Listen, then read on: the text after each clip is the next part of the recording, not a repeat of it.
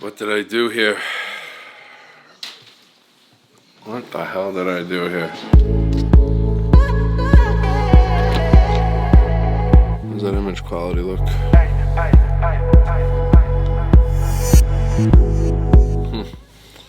Oh boy.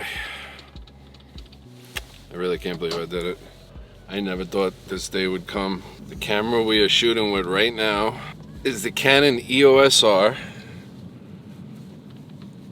And the lens we are on right now is the new 15-35 F2.8 RF mount lens, which is, whew, this is a lens, boy. This is a lens, my man. Like, if this lens was on the end of a gun, that shit would be intimidating. This thing is just girthy and it's long. And it's pretty heavy too, I'm not gonna front. And we have the Rode Video Mic Pro Plus on top. This is a hefty little vlogging situation. I mean, it's not terrible, but it's pretty heavy. We'll see if the juice is worth the squeeze.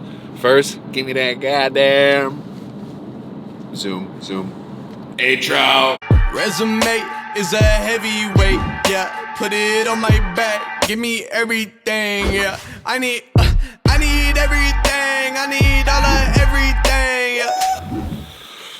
Alright, let me explain what we're going to be doing here in this video, because I kind of don't really even know myself. We're just going to be testing a bunch of stuff. Everything that I would be interested in knowing about before picking up this camera and lens. Everything that I know I'm going to be using on a daily basis or caring about. We're also going to be testing out the image stable.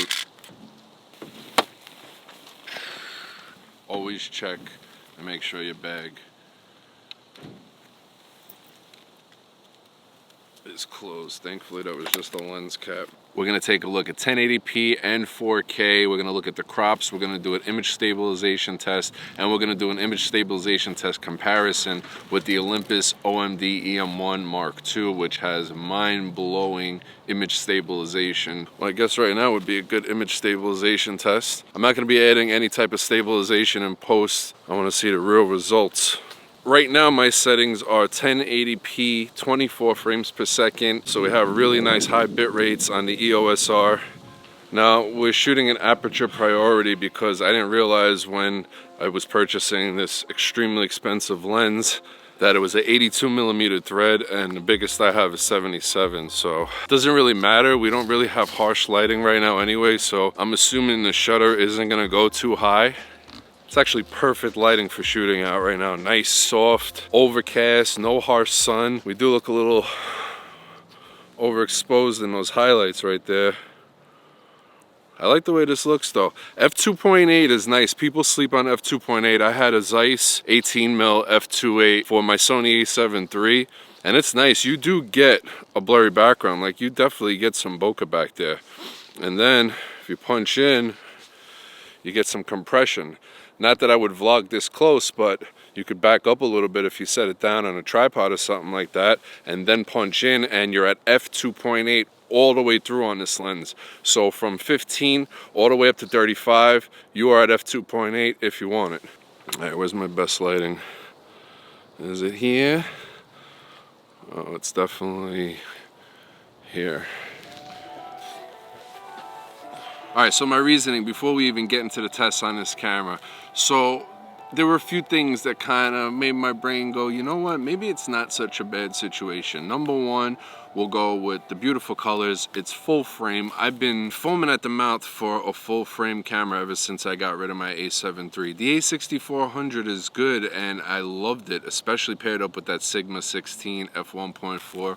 That is a gorgeous lens. I still, to this day, can't believe how affordable that lens is. The problem is you can't image stabilize that camera. Now, you can throw that camera on top of a gimbal, but who wants to vlog with a heavy gimbal? Now, there's another option. You can throw that camera on top of an incredibly dope, super lightweight Zhiyun Crane M3, which is basically just as heavy as a vlogging grip. I highly recommend that gimbal for anybody that has a small light camera, but the only lens that I personally know of and that I have that it can support with it is the 10-18mm f4. Now the problem with that is image quality ain't that great. It's just a super wide lens. It is a nice lens to add into your kit because it's very versatile, and there's certain moments where it just comes in handy, especially when shooting real estate where you really don't need any type of shallow depth of field and you kind of want everything to be in focus. It's good for that on a gimbal. The Crane M3 doesn't support the weight of the A6400 paired up with the Sigma 16, so you can't. So it's really hard to get great image quality and a wide field of view using that setup. What killed me with the A6400 was they didn't even throw digital IS in there. Like the EOS R doesn't have any in-body image stabilization, but you have pretty decent digital IS in there, and a lot of their lenses are stabilized, and this lens is stabilized. So that's why I'm thinking, you know what, this is kind of like the full package here. We have a fast lens, because that f2.8 full frame f2.8 is nice. You do get some really nice shallow depth of field. See now, look at that. That's a nice separation. That's a nice image. That's a nice looking face right there. I'll tell you that much. I'll tell you that much. So yeah, man, I was really missing that full frame look. There's just nothing like it. And the lens selection that you can get from Canon is just insane. And the EF lenses are super cheap, and so is the adapter. And the adapter adapts those EF lenses to the newer cameras using the RF mount, and it works flawlessly, autofocus. There is no issues with it. I've done tons of research on this. Since purchasing this setup and waiting for it to be delivered, I've watched countless videos, and it works flawlessly. The autofocus, all you're really dealing with is a little bit more length to your lens because you have to fit that adapter in there. The other reason why I said, you know what, I really don't have a problem buying this camera is because I got this camera for $1,400. I got it off B&H used. It was a 9+ rating, which is like the highest rating you can get on a used camera. They only had one. I called B&H for something else, and then while I was on the phone with them, I said, you know what, I've been checking the website, you know, every now and then for a used EOS R, and B&H has had none for like the last 2 weeks. And while I was on the phone with the guy, he said they just got one in today. I said, how much? He said, $1,400. I said, send it to my house. So I just spent about $1,100 used on this little bad boy, the Olympus EM1 Mark II, which I really love. The image stabilization is immediately number one. We have a UFO above us.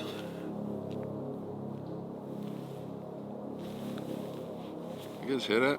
It's like, I feel like the purge is starting. I better get the fuck out of here. So I spent $1,100 on this used from B&H, which was also rated. God, there's so much bass in that. What is that? So $1,100 used on this. It was also rated the top rated condition that you can get at B&H, which was again a 9+ or whatever it's called. I think it's 9+. I'm pretty sure it's 9+.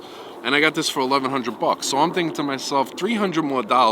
I'm still getting great colors because I absolutely love the color science on this camera. I'm probably getting better colors. I'm getting way better image quality, way better low light situations, amazing lens selection, and I could maybe work with the image stabilization, because this is the best image stabilization I've ever used on a mirrorless camera, on an actual camera, not on an action camera or a smartphone, like on an actual camera like this. It's the best image stabilization I've ever used. But if we have the lens with IS here, and then we had the digital IS, and from the results I've seen online, it looks good. Really, the only thing that was kind of holding me back was the 4K crop.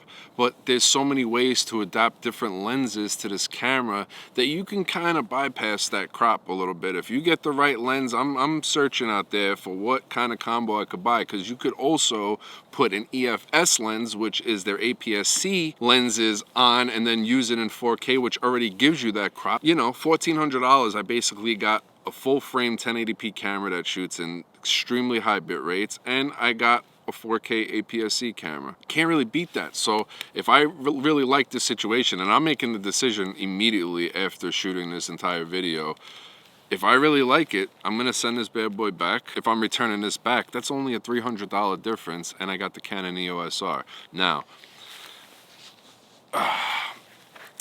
wait, a little closer, please. This lens, on the other hand, the 15-35. That is where I'm kind of like, oh boy, here. All right. The build quality is just incredible. The image looks great. F2.8 all the way through. But $2,400 for a lens. Boy, oh boy, oh boy. Let's get on to this image stabilization test. So, all right, so we have digital IS turned on, and we are on a pretty bumpy ground. And we also have the image stabilization inside the lens. I mean, I'm walking at a fairly normal speed, and I could definitely see my hand is shaking. So it's really just a matter of how well it's compensating. Now at 15 mil, you probably could use the digitally enhanced stabilization. So maybe we could try that real quick and see how it is, because that's definitely wide enough. Now this does crop in a lot. So we're gonna stay at 15, and then we're gonna switch on the other digital IS. All right, so now we are at the widest of 15, and the digital enhanced image stabilization is turned on, and let's do a little walk. I don't think it's worth it to sacrifice that huge crop, but it doesn't look bad. It's not like this is super close. All right, so let's walk back, and we'll grab the Olympus, and then I'll turn that on, and we'll film with that, and you guys let me know. All right, so now we're on the Olympus OMD EM1 Mark II, and I gotta tell you, man, the Olympus looks good, man. The colors look great, but it's not the full frame. It's not that same full frame effect. We know the Olympus is better, but is it that much better to where I can't make the switch? I don't know. I'll see. I'm gonna make the decision for myself. I can't complain about this camera one bit. I highly recommend this camera. I just want all-in-one, man, and I can't have that with this because this isn't full frame. So now real quick, I want to take a look at the 4K, and we'll see with that crop how well the 15 mil handles it. Is it wide enough? I know it's going to be good for studio use because you do have the dual pixel autofocus, but for vlogging and stuff like that, I don't really know, so let's check it out. All right, so this is 4K at its widest with just the standard image stabilization turned on. I couldn't do it. That looks like about a 28. Honestly, that looks like it's about a 28 mil right there. Yeah, I couldn't do this. I couldn't vlog in 4K. Oh boy, image stabilization test right here.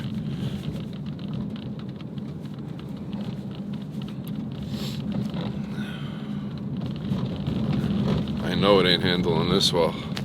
Oh my God. I'll be surprised if that handled well. Gotta stop for the school bus. I am getting used to the weight of this camera and this lens, but this lens is hefty, boy. You could beat a mother with this, big time. Like just dent heads, just leave people walking around all day with a C-shaped head.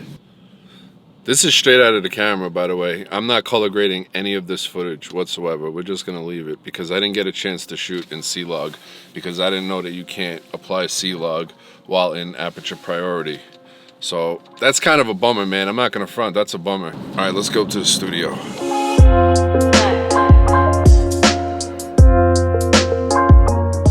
All right, so now we're in the studio and we have good lighting. We got the Aperture 120D here. We are in 4K. We're in 4K 24 frames per second AI, which is the highest compression rate setting, this is like 400 and something megabits per second. That's insane. If I underexpose, you're gonna see it. If I overexpose, you're gonna see that as well. I have no time with this camera. I literally just opened up this camera just a few hours ago. Charged the battery up a little bit while I was doing a few things, went out, got some shots, right back here to the studio, and it is what it is. Now I did zoom in. I think, am I all the way?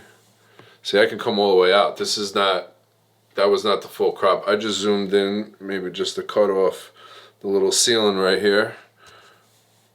And just to give a little different look, because I always have the same look, so I think that looks nice. If this upload looks good with the 1080p, then really I don't really see too many, besides the no in-body image stabilization, I don't really see as many cripples as I did before.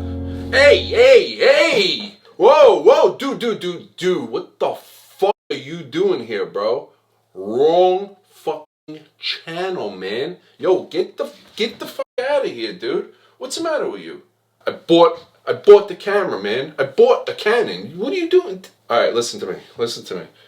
I don't want nothing to do with you. I see what you do to my buddy. I don't like it, all right? This is getting a little out of hand. Every time the guy mentions your name, you want to come in and beat him up. How would you like it if somebody did that to somebody that you care about? Do me a favor. Get the fuck out of here. Before I put you in the trunk of my car and leave you in the woods somewhere. You realize where we are? We're in Pennsylvania, my friend. Take a walk. Thank you. How the hell did you get past Kobe anyway? So, gotta admit, so far, just by using it without actually looking at the footage yet, I do enjoy using this camera and this setup.